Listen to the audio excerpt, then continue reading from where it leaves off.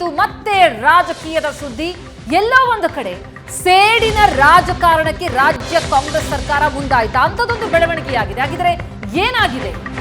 6 ವರ್ಷಗಳ ಹಿಂದಿನ ಪ್ರಕರಣ, ಅಂತಹ ಪ್ರಕರಣವನ್ನ ಕೆದಕಿ ಈಗ ಸಮನ್ಸ್ ಜಾರಿ ಮಾಡಲಾಯಿತು. ಮಲೆನಾಡಿನ ಶಿವಮೊಗ್ಗದಲ್ಲಿ ದ್ವೇಷದ ರಾಜಕಾರಣಕ್ಕೆ ಮುನ್ನುಡಿ ಬರೆಯಲಾಗಿದೆಯಾ? ಹಳೆ ಕೇಸ್ಗಳನ್ನ ಈಗ ರಿಓಪನ್ ಮಾಡ್ತಾ ಇದ್ದಾರೆ ಅನ್ನುವಂತಹ ಆರೋಪ ಕಾಂಗ್ರೆಸ್ ಮೇಲೆ ಕೇಳಿ ಬರ್ತಾ ಇತ್ತು. ಅದರ ಬೆನ್ನಲ್ಲೇ 6 ವರ್ಷಗಳ ಹಿಂದಿನ ಪ್ರಕರಣವನ್ನ ಕೆದಕಿ ಈಗ ಸಮನ್ಸ್ ಜಾರಿಯಾಗಿದೆಯಾ? ತಹಶೀಲ್ದಾರ್ ಕೋರ್ಟ್ ಮೂಲಕ ಸಮನ್ಸ್ ಜಾರಿನ 2018ರಲ್ಲಿ ಶಿವಮೊಗ್ಗಕ್ಕೆ ಭೇಟಿ ಕೊಟ್ಟಿದ್ರು ಸಿಎಂ ಸಿದ್ದರಾಮಯ್ಯ. ಆಗ ಸಿಎಂ ವಿರುದ್ಧ ಪ್ರತಿಭಟಿಸಿದ್ದಕ್ಕೆ ಈಗ ಸಮನ್ಸ್ ಜಾರಿಯಾಗಿರೋದು ನಿಜಕ್ಕೂ ಅಚ್ಚರಿ ಮೂಡಿಸ್ತಾ ಇದೆ. ಹಾಗಿದ್ರೆ ಸೇಡಿನ ರಾಜಕಾರಣ ಅನ್ನೋದು ಇಲ್ಲಿರುವಂತಹ ಪ್ರಶ್ನೆ. 3 ಬಿಜೆಪಿ ಯುವ ಮೋರ್ಚಾ ಕಾರ್ಯಕರ್ತರಿಗೆ ನೋಟಿಸ್ ಕೊಡಲಾಗಿದೆ. ಮೂವರಿಗೆ ಸುಹಾಸ್, ದಿನೇಶ್ ಗೌಡ, ಚಿದಾನಂದ ಮೂರ್ತಿಗೆ ಸಮನ್ಸ್ ನೀಡಲಾಗಿದೆ. ಸಿದ್ದರಾಮಯ್ಯ ಕಾನ್ವೆ ತಡೆಗಟ್ಟಿ ಪ್ರತಿಭಟಿಸಿದ್ದಂತಹ ಬಿಜೆಪಿ ಕಾರ್ಯಕರ್ತರು 2018ರಲ್ಲಿ ನಡೆದಿದ್ದ ಘಟನೆ, ಅವತ್ತಿನ ಘಟನೆಗೆ ಈಗ ಸಮನ್ಸ್ ಕೊಟ್ಟಿರೋದು ಹಲವು ಅನುಮಾನಕ್ಕೆ ಕಾರಣ ಆಗ್ತಾ ಇದೆ. ಹಾಗಾದ್ರೆ ಇದು ದ್ವೇಷದ ರಾಜಕಾರಣನ ರಾಜ್ಯ ಕಾಂಗ್ರೆಸ್ನಿಂದ? 6 ವರ್ಷದ ಹಿಂದಿನ ವಿಡಿಯೋವನ್ನ ಸ್ಕ್ರೀನ್ ಮೇಲೆ ನೀವು ನೋಡ್ತಾ ಇದ್ದೀರಿ. 2018ರಲ್ಲಿ ಆಗ ಮುಖ್ಯಮಂತ್ರಿ ಆಗಿದ್ದಂತಹ ಸಿದ್ದರಾಮಯ್ಯನವರು ಭೇಟಿ ಕೊಟ್ಟಂತಹ ಸಂದರ್ಭದಲ್ಲಿ ಆಗ ನಡೆಸಿದ್ದಂತಹ ಪ್ರತಿಭಟನೆ, 3 ಬಿಜೆಪಿ ಯುವ ಮೋರ್ಚಾ ಕಾರ್ಯಕರ್ತರು ಪ್ರತಿಭಟನೆ ನಡೆಸಿದ್ರು. ಆಗ ನಡೆದಂತಹ ಘಟನೆಗೆ ಈಗ ಅವರಿಗೆ ನೋಟಿಸ್ ಕೊಟ್ಟಿರೋದು ಬಹಳ ದೊಡ್ಡ ಅನುಮಾನಕ್ಕೆ ಕಾರಣ ಆಗ್ತಾ ಇದೆ. ಇತ್ತೀಚಿನ ದಿನಗಳಲ್ಲಿ ನಡೆದಂತಹ ಹಲವು ಘಟನೆಗಳಲ್ಲಿ ಬಿಜೆಪಿ ಕೂಡ ಆರೋಪ ಮಾಡ್ತಾ ಇದೆ, ರಾಜ್ಯ ಕಾಂಗ್ರೆಸ್ ಸರ್ಕಾರ ದ್ವೇಷದ ರಾಜಕಾರಣವನ್ನ ಮಾಡ್ತಾ ಇದೆ ಅಂತ. ಅದಕ್ಕೆ ಪುಷ್ಟಿ ನೀಡುವಂತೆ ಮತ್ತೊಂದು ಘಟನೆ ಈಗ ನಡೆದಿದೆ. ಇದಕ್ಕೆ ರಾಜ್ಯ ಕಾಂಗ್ರೆಸ್ ಸರ್ಕಾರ ಏನ್ ಹೇಳುತ್ತೆ? 2018ರ ಘಟನೆ ಇದು. ಆಗ್ಲೇ ಅದ್ರ ಬಗ್ಗೆ ಕ್ರಮ ತೆಗೆದುಕೊಳ್ಬೇಕಾಗಿತ್ತು. ಇಷ್ಟು ವರ್ಷದಲ್ಲಿ ಆಗದೆ ಇರುವಂತಹ ಕ್ರಮ ಈಗ ಯಾಕೆ ಸಮನ್ಸ್ ಅನ್ನ ನೀಡಲಾಗ್ತಾ ಇದೆ ಅನ್ನೋ ಪ್ರಶ್ನೆ ಎದ್ದಿದೆ.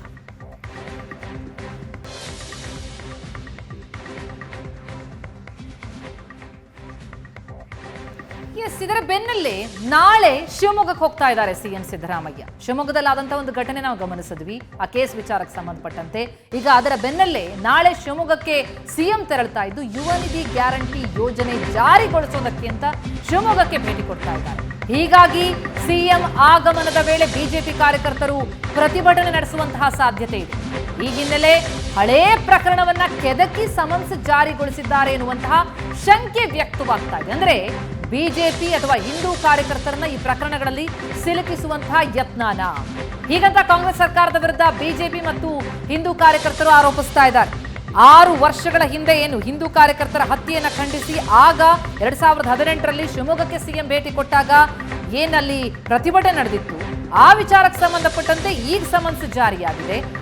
ಇದರ ಬೆನ್ನಲ್ಲೇ ಈಗ ಸಿಎಂ ಏನ್ ಶಿವಮೊಗ್ಗಕ್ಕೆ ನಾಳೆ ತೆರಳುತ್ತಾ ಇದ್ದಾರೆ, ಅಲ್ಲಿ ಮತ್ತೆ ಪ್ರತಿಭಟನೆ ಹಾದಿಯನ್ನ ಹಿಡಿಬಹುದು ಬಿಜೆಪಿ ಹಿಂದೂ ಕಾರ್ಯಕರ್ತರು ಅಂತ ಅವರನ್ನ ತಡೆಯೋ ನಿಟ್ಟಿನಲ್ಲಿ ಇಂಥದ್ದೊಂದು ಸಮನ್ಸ್ ಜಾರಿ ಆಗ್ತಾ ಇದೆ ಅನ್ನೋದು ಹಿಂದೂ ಕಾರ್ಯಕರ್ತರ ಬಿಜೆಪಿ ಕಾರ್ಯಕರ್ತರ ಆರೋಪ. ಇನ್ನು ಕಾಂಗ್ರೆಸ್ ಸರ್ಕಾರದ ಈ ನಡೆ ಏನಿದೆ, ಇದಕ್ಕೆ ನಾವು ಯಾವುದೇ ಕಾರಣಕ್ಕೂ ಬಗ್ಗಲ್ಲ ಜಗ್ಗಲ್ಲ ಅಂತ ಬಿಜೆಪಿ ಜಿಲ್ಲಾ ಯುವ ಮೋರ್ಚಾ ಅಧ್ಯಕ್ಷ ಹರಿಕೃಷ್ಣ ಹೇಳಿಕೆ ಕೊಟ್ಟಿದ್ದಾರೆ. ಕಾಂಗ್ರೆಸ್ ಸರ್ಕಾರದಿಂದ ನಡೀತಾ ಇರೋ ದ್ವೇಷದ ರಾಜಕಾರಣ ಇದು.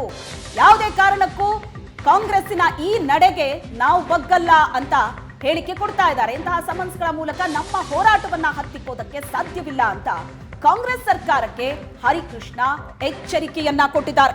ಕಾಂಗ್ರೆಸ್ ಸರ್ಕಾರದ ನಡೆಗೆ ಯಾವುದೇ ಕಾರಣಕ್ಕೂ ನಾವು ಬಗ್ಗಲ್ಲ, ನಾವು ಹೆದರೋದು ಇಲ್ಲ ಅಂತ ಹೇಳಿಕೆ ಕೊಟ್ಟಿದ್ದಾರೆ ಹರಿಕೃಷ್ಣ. ಬಿಜೆಪಿ ಜಿಲ್ಲಾ ಯುವ ಮೋರ್ಚಾ ಅಧ್ಯಕ್ಷರು ಹರಿಕೃಷ್ಣ 2018ರ ಪ್ರಕರಣ, ಆ ಪ್ರಕರಣಕ್ಕೆ ಸಂಬಂಧಪಟ್ಟ ಹಾಗೆ ಈಗ ಸಮನ್ಸ್ ನೀಡೋದ್ರ ಮೂಲಕ ಇಲ್ಲಿ ದ್ವೇಷದ ರಾಜಕಾರಣವನ್ನ ರಾಜ್ಯ ಕಾಂಗ್ರೆಸ್ ಸರ್ಕಾರ ಮಾಡ್ತಾ ಇದೆ ಅಂತ ಕಾಂಗ್ರೆಸ್ ಸರ್ಕಾರದ ವಿರುದ್ಧ ಆಕ್ರೋಶವನ್ನ ವ್ಯಕ್ತಪಡಿಸ್ತಾ ಇದ್ದಾರೆ. ಒಂದು ಕಡೆ ಬಿಜೆಪಿ ಜಿಲ್ಲಾ ಯುವ ಮೋರ್ಚಾ ಅಧ್ಯಕ್ಷ ಹರಿಕೃಷ್ಣ ಹೇಳಿಕೆ ಕೊಟ್ಟಿದ್ದಾರೆ, ಮತ್ತೊಂದು ಕಡೆ ಇದ್ಯಾವುದಕ್ಕೂ ಕೂಡ ನಾವು ತಲೆ ಕೆಡಿಸ್ಕೊಳ್ಳೋದಿಲ್ಲ, ಇದ್ಯಾವುದಕ್ಕೂ ಕೂಡ ನಾವು ಬೆದರೋದಿಲ್ಲ ಅನ್ನೋ ಮಾತನ್ನು ಕೂಡ ಬಹಳ ಸ್ಪಷ್ಟವಾಗಿ ಹೇಳ್ತಾ ಇದ್ದಾರೆ. ಈ ಬಗ್ಗೆ ಇನ್ನಷ್ಟು ಡೀಟೇಲ್ಸ್ ಪಡೆದುಕೊಳ್ಳೋಣ. ನಮ್ಮ ರಿಪೋರ್ಟರ್ ರಾಜೇಶ್ ಕಾಮತ್ ಈಗ ದೂರವಾಣಿ ಸಂಪರ್ಕದಲ್ಲಿದ್ದಾರೆ. ರಾಜೇಶ್, ನಾಳೆ ಸಿಎಂ ಸಿದ್ದರಾಮಯ್ಯ ಅಲ್ಲಿ ಶಿವಮೊಗ್ಗಕ್ಕೆ ಭೇಟಿ ಕೊಡ್ತಾ ಇರುವಂತದ್ದು, ಆದರೆ ಅದರ ನಡುವಲ್ಲೇ ಈಗ 6 ವರ್ಷಗಳ ಹಿಂದಿನ ಪ್ರಕರಣ ಕೆದಕಿ ಈಗ ಸಮನ್ಸ್ ಜಾರಿಯಾಗಿರೋದು. ಇದು ರಾಜಕೀಯ ಆರೋಪ ಪ್ರತ್ಯಾರೋಪಕ್ಕೆ ಕಾರಣ ಆಗ್ತಾ ಇದೆಯಾ? 2018 ಘಟನೆ ಈಗ ಸಮನ್ಸ್ ಜಾರಿಯಾಗತ್ತೆ ಅಂತಂದ್ರೆ ಸಹಜವಾಗಿ ಇದು ರಾಜಕೀಯ ದ್ವೇಷದಕ್ಕೆ, ಸೇಡಿನ ರಾಜಕಾರಣಕ್ಕೆ ಇಂಥದ್ದೊಂದು ಹೆಜ್ಜೆನ ಅನ್ನುವಂಥ ಗುಮಾನಿ ಶಂಕೆ ವ್ಯಕ್ತ ಆಗತ್ತಲ್ವಾ? ಖಂಡಿತವಾಗೂ ಪ್ರತಿಮಾ, ಈಗಾಗಲೇ ಶಿವಮೊಗ್ಗ ಜಿಲ್ಲೆಯಲ್ಲಿ ಕಾಂಗ್ರೆಸ್ ಸರ್ಕಾರದ ಆರಂಭ ದಿನಗಳಲ್ಲೇ ಕೂಡ ಹಿಂದೂ ಪರ ಸಂಘಟನೆ ಕಾರ್ಯಕರ್ತರು ಮತ್ತು ಯುವ ಮೋರ್ಚಾ ಕಾರ್ಯಕರ್ತರ ವಿರುದ್ಧ ಕೆಲವರನ್ನ ಗಡೀಪಾರು ಮಾಡಬೇಕು ಅಂತ ಹೇಳಿ ಒಂದಿಷ್ಟು ಆದೇಶಗಳನ್ನ ಕೂಡ ಹೊರಡಿಸಲಾಗಿತ್ತು. ಆ ಸಂದರ್ಭದಲ್ಲಿ ಜಿಲ್ಲಾ ನಾಯಕರು ಏನಿದ್ರು, ಬಿಜೆಪಿ ನಾಯಕರು ತಕ್ಷಣವೇ SP ಕಚೇರಿಗೆ ಹೋಗಿ ಈ ರೀತಿ ನೀವು ಮಾಡ್ತಿರೋ ಸರಿಯಲ್ಲ, ಅಧಿಕಾರಿಗಳು ಈ ರೀತಿ ಕೂಡ ನಡ್ಕೋಬಾರ್ದು, ಯಾವುದೇ ಸರ್ಕಾರ ಬದಲಾದ್ರೂ ಕೂಡ ಈ ರೀತಿಯ ದ್ವೇಷದ ರಾಜಕಾರಣಕ್ಕೆ ಅವಕಾಶ ಆಗಬಾರ್ದು ಅಂತೇಳಿ ಸಾಕಷ್ಟು ಮಾತುಕತೆಗಳನ್ನು ನಡೆಸಿದ ನಂತರ ಅದನ್ನೆಲ್ಲ ಕೂಡ ಅಲ್ಲಲ್ಲಿಗೆ ಅದರ ತಹಬದಿಗೆ ತರುವಂತ ಕೆಲಸವನ್ನ ಮಾಡಲಾಗಿತ್ತು. ಯಾಕಂದ್ರೆ ಅವೆಲ್ಲವೂ ಕೂಡ ಮುಂದುವರಿದೇ ಇದ್ದ ಹಾಗೆ ಪ್ರಯತ್ನಗಳನ್ನು ಕೂಡ ನಡೆಸ್ತಿದ್ರು.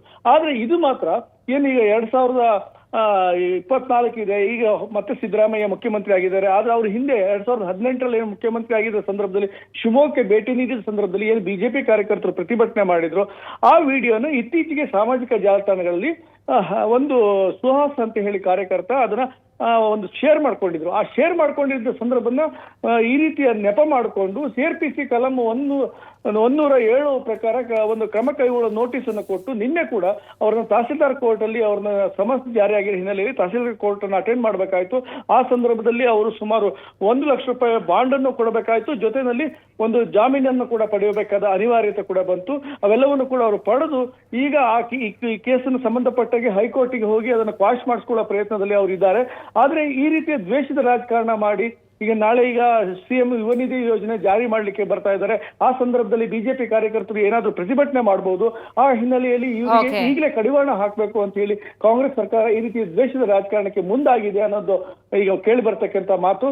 ಹಾಗಾಗಿ ಅವರು ಕೂಡ ಸಾಕಷ್ಟು ನಾವು ಇಂಥ ಎಷ್ಟೇ ನೋಟಿಸ್ಗಳನ್ನು ಕೊಡ್ಲಿ, ಸಮನ್ಸ್ಗಳನ್ನು ಕೊಡ್ಲಿ, ನಾವು ಅವೆಲ್ಲದಕ್ಕೂ ಕೂಡ ಸಿದ್ಧವಾಗಿದ್ವಿ, ನಾವು ಹೋರಾಟವನ್ನು ನಿಲ್ಲಿಸೋದಿಲ್ಲ ಅಂತ ಹೇಳಿ ಬಿಜೆಪಿ ಯುವ ಮೋರ್ಚಾ ಅಧ್ಯಕ್ಷರು ಕೂಡ ಹೇಳ್ತಾ ಇದ್ದಾರೆ. ಹಾಗಾಗಿ ಬಿಜೆಪಿ ವರ್ಸಸ್ ಕಾಂಗ್ರೆಸ್ ಅನ್ನೋ ಒಂದು ವಾತಾವರಣ ನಿರ್ಮಾಣ ಆಗುವ ಹಂತದಲ್ಲಿ ಈ ಒಂದು ಘಟನೆಗೆ ಕಾರಣ ಆಗಿದೆ ಅಂತಾನೆ ಹೇಳ್ಬೋದು. ಆದ್ರೆ ಏನಿದ್ರು ಕೂಡ ಈಗ ವಕೀಲರ ಮೂಲಕ ಅವ್ರೇನ್ ಜಾಮೀನ್ ಪಡೆದು ಅವರು ಅದನ್ನ ಹೈಕೋರ್ಟ್ಗೆ ಹೋಗಿ ಅದನ್ನ ಪ್ರಶ್ನೆ ಮಾಡುವ ಪ್ರಯತ್ನದಲ್ಲಿ ಬಿಜೆಪಿ ಅವರು ಕಾನೂನಾತ್ಮಕ ಪ್ರಕ್ರಿಯೆಯಲ್ಲಿ ಕೂಡ ತೊಡಗಿದ್ದಾರೆ. ಹಾಗೆ ಈ ಸಂಬಂಧಪಟ್ಟ ಹಾಗೆ ಇನ್ನು ಕಾಂಗ್ರೆಸ್ ಸರ್ಕಾರದ ವಿರುದ್ಧ ಏನಾದ್ರೂ ಪ್ರತಿಭಟನೆಗಳು, ಹೋರಾಟಗಳನ್ನ ಮಾಡುವ ಮುನ್ನೆಚ್ಚರಿಕೆಯನ್ನು ಕೂಡ ಅವರು ಈಗಾಗಲೇ ಕೊಟ್ಟಿದ್ದಾರೆ. ಹಾಗಾಗಿ ಪೊಲೀಸರು ಕೂಡ ಸಾಕಷ್ಟು ಬಂದೋಬಸ್ತ್ ಅನ್ನು ಕೂಡ ನಾಳಿನ ಮುಖ್ಯಮಂತ್ರಿಗಳ ಯುವ ನಿಧಿ ಕಾರ್ಯಕ್ರಮಕ್ಕೆ ಆಯೋಜನೆ ಮಾಡಿದ್ದಾರೆ. ಹಾಗೆ ಒಟ್ಟಾರೆ ಈ ವಿಚಾರ ಇನ್ನೆಲ್ಲಿಗೆ ಹೋಗಿ ನಿಲ್ಲತ್ತೆ ಅನ್ನೋದನ್ನ ಕಾದು ನೋಡ್ಬೇಕು. ಯಾಕಂದ್ರೆ ಇತ್ತೀಚಿನ ಕೆಲವು ಬೆಳವಣಿಗೆಗಳಲ್ಲಿ ಬಿಜೆಪಿ ಕಾಂಗ್ರೆಸ್ನ ಮೇಲೆ ಇದೇ ಆರೋಪವನ್ನ ಮಾಡ್ತಾ ಇತ್ತು, ದ್ವೇಷದ ರಾಜಕಾರಣ ಮಾಡ್ತಿದ್ದಾರೆ, ಹಳೆ ಕೇಸ್ಗಳನ್ನ ಎತ್ತುತ್ತಿದ್ದಾರೆ ಅಂತ. ಈಗ ಅಂಥದ್ದೇ ಬೆಳವಣಿಗೆ ಆಗಿದೆ.